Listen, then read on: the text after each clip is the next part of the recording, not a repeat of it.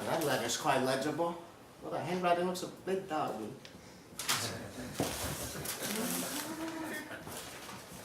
Dear Fidel, I still can't get used to your plebeian name. Couldn't they find a better one for you?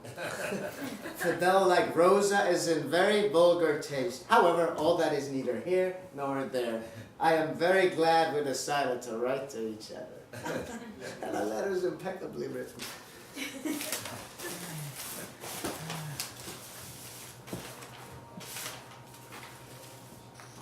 Don't you think I lead a very agreeable life?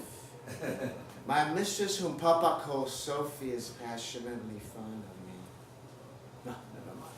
Let's go on. Papa often likes to fondle and stroke me. I like cream with my tea and coffee. I must tell you, in my opinion, there is nothing worse than feeding dogs on little pellets of dough. There's usually some gentleman sitting at the table who starts kneading bread with hands that not long before have been in contact with all sorts of filth. He will call you over and stick a pellet between your teeth. It is rather bad manners to refuse, so you have to eat it, although it is quite disgusting. What on earth does this all mean? I never read such rubbish. It is as if it did not have anything better to write about. Ay.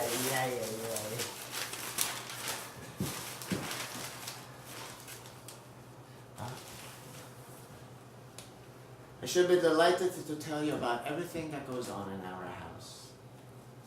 I already mentioned something about the head of the house, whom Sophie calls Papa. He's a very strange man. Ha! See? I knew it all the time. Their approach is very diplomatic. See what they say about this Papa. A very strange man. A very strange man. Speaks very rarely, says nothing most of the time. But the other day, he kept on saying to himself, will I get it? Will I get it? Will I get it? But she turned to me and said, what do you think, Maggie? Will I get it or won't I? I couldn't understand a word he was saying. I sniffed his shoe and left the room. Then about a week later, he came home beaming all over. All morning, man in uniform kept arriving to the house to congratulate him on something or other. Oh, he's so ambitious. I'll make a note of that.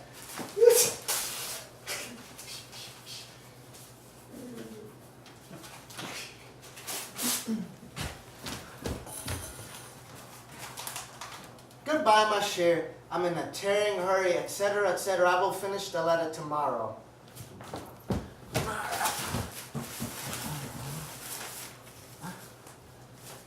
Well, hello, here I am again. Today, my mistress Sophie, see what they say about this Sophie. Oh, you devil, never mind, just go on. Oh, my Sophie was in such a tizzy. She was getting dressed for a ball, and I was delighted to have the chance to write to you while she was gone. My Sophie's always thrilled to go to a ball, although getting dressed usually puts her in a bad temper. I really do not understand what pleasure there is in going to these balls. Sophie usually comes home around 6 in the morning, and I can always tell by the dear, pale, thin look that she had nothing to eat all night. I must say, that would be no life for me. If I wouldn't have woke up once done in sauce or roast chicken wings, I don't know what would become of me. Sauce goes very well with gruel, but he can't do anything with carrots, turnips, or artichokes. See, that style is amazingly jerky. You can see at once that this is not written by a human being.